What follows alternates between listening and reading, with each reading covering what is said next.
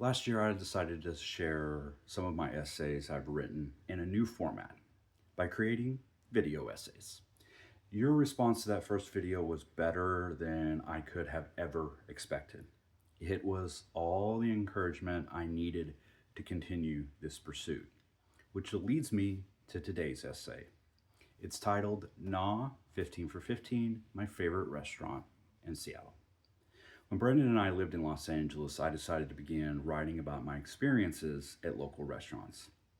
It took me a while to reach this decision. I wanted to make sure I was adding something important to the conversation. There are countless food writers out there. If I was going to enter their space, I wanted to do it with a unique approach and an angle that would challenge me. I also know numerous important truths about myself. I know that I do not have the most sophisticated palate in the world. To more seasoned restaurant guests, you might say I'm a fussy eater. I also do not collect chefs like they are trading cards, tracing their paths from one restaurant to another, with deep ambitions to eat everything they commit to a plate. I do not eat out every night. I do not keep track of the latest trends. My name is not tucked away on the wait list of the city's hottest new restaurants. I am a simple man who knows what he likes. Knowing these personal truths, I timidly approached my first essay. I knew I did not want to write a restaurant review.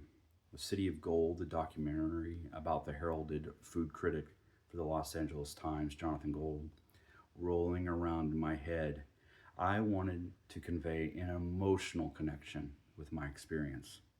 I wanted people to know what it meant to me to sit at a chef's table. I wanted people to know that I was treating this table like the kitchen table of my friends and family. Since that leap into the great unknown, I have written dozens of essays.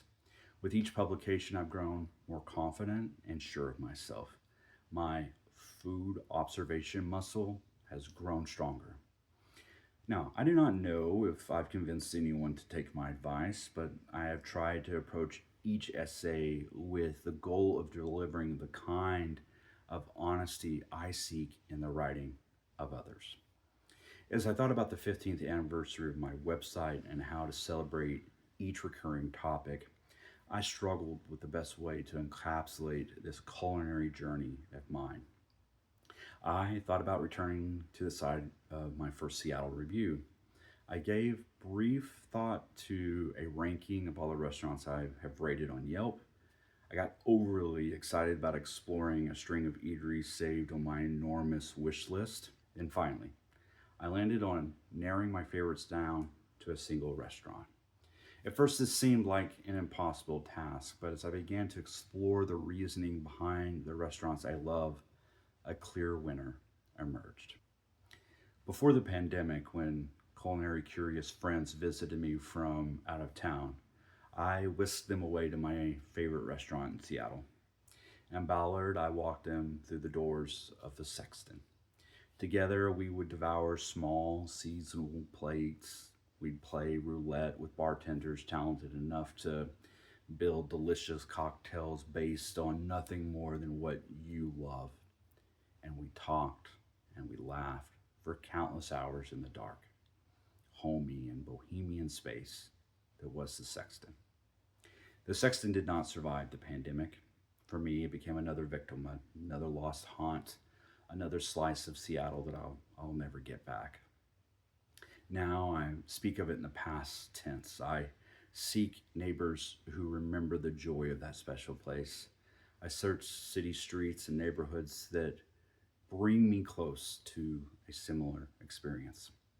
The search for another great small plate restaurant continues, but I am not destitute. I am not without a favorite restaurant in Seattle. While LA and San Francisco and Portland steal most of the West Coast attention for their food scenes, Seattle is not without great restaurants that dazzle and amaze me. But I must be honest, my favorite restaurant in Seattle does not top my list because of the quality of their food, their extensive wine list, or talented bartenders.